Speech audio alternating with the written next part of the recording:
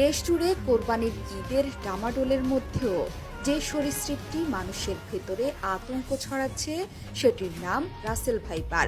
বিশ্বের অন্যতম বিষধর সাপ রাসেল ভাইপার। এদেশের মানুষের কাছে এটি চন্দ্রবোড়া বা উলুবোড়া নামেই বেশি পরিচিত। সম্প্রতি দেশের কিছু অঞ্চলে এই বিষধর সাপটির আনাগোনা বেড়েছে। এটির কামড়ে বেশ কিছু প্রাণহানির ঘটনা ঘটায় আতঙ্ক ছড়াচ্ছে দেশ জুড়ে। কতটা ভয়ঙ্কর এই রাসেল ভাইপার বা চন্দ্রবোড়া সাপ? কামড় দিলেই কি মৃত্যু নিশ্চিত? বাংলাদেশে অল্প যে কয়েকটি সাপ অত্যন্ত বিষধর, তার মধ্যে একটি হলো রাসেল ভাইপার।